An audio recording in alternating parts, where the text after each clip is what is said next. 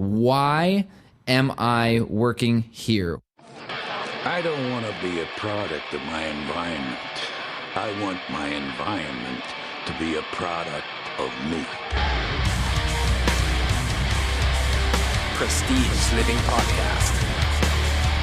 So with that, who do you want to be? Hello, welcome to Prestige Living. This is another segment of Be Bold. I'm Jay O'Brien. Today, I want to go over one of the topics that our listeners had brought up to us. I had posted a Facebook status update a few days ago and had asked for some feedback for suggested topics. And we had a lot of really good suggested topics. Please keep those coming in. I think it's really good to have feedback from the audience to see exactly what sort of questions they have and topics that they'd like to hear discussed. This one specifically comes from Shauna Perry and talking about the why. Why do we do things? I mean, we always talk about the work-life balance, which is now, as one of our guests actually previously mentioned this week, is more of a work-life integration in the millennial world, and we're seeing a lot more of that. But things that we do, it's so critical, so important that we begin with why. And there's an amazing book that's called Start With Why by Simon Sinek. If you've not ever read it, I highly recommend that you do. But it's very easy to talk about what we do or how we do it, especially when it comes to competition and how we differentiate ourselves among the competition, or when we're out in social situations and people say, hey, what do you do? And it's easy to say, oh, I'm a realtor, I sell houses. Or they say, this is the specific trade that I'm in, or this is my specialty, and this is what we do differently, and this is how we do it. But very rarely do we start with why, and it's critical that we do, not only for our own understanding, because if you're in a job right now or you're doing something and you're kind of just spinning your wheels and you're unsure as to what the reason is, what's the end all goal, you're just moving and shaking and doing what you do because you're used to doing it for so long, that's not really sustainable for your own personal happiness, your own growth, and your own sustainability. It's just not. So it's very important to understand what is the end all goal and why am I doing what I'm doing. You know, for me personally, I sell homes, and I mean, there's a lot of things I suppose that I do, but the reason behind why do I do this?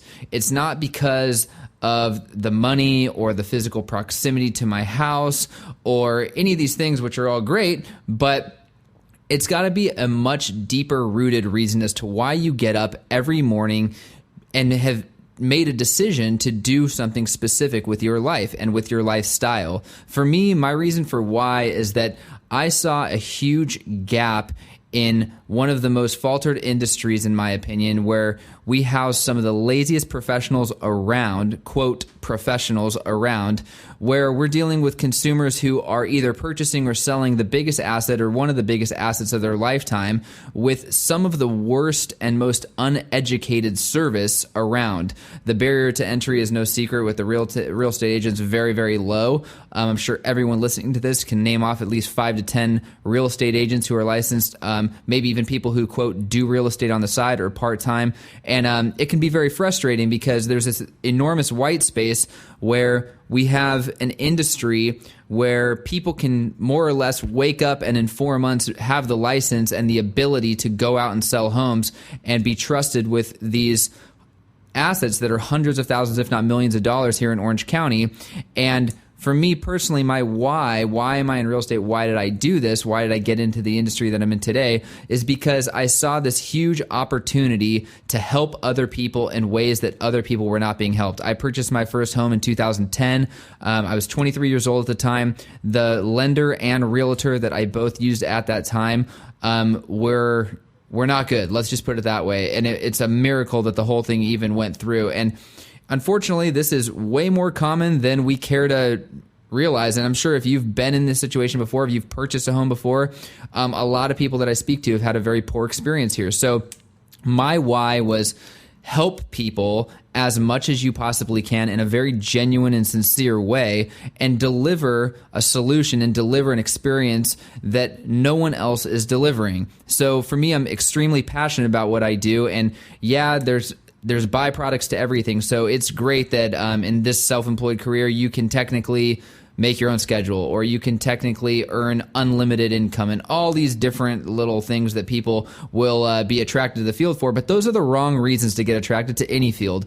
Really, you want to have a much more deeply embedded and deeply rooted reason as to why you're getting into something. And this, I'm just speaking about career choices, but it can be anything. What is your why? When you wake up in the morning and you get up and you work out, or you do whatever it is that you're doing, what's the end all goal? What are you thinking about doing in the long term? Are you just spinning your wheels because you're used to doing it? Or is there an embedded reason as to why? Is there a passion underneath it all as to why you are doing this? And so ask yourself, why am I working here? Why am I living there? Why am I in a relationship with this person? All of these things.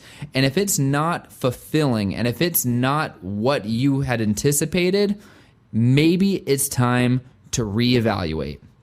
Start with why, re-examine things, constantly reevaluate and analyze what you're doing in your life, if you're on track for where you want to be, and be bold.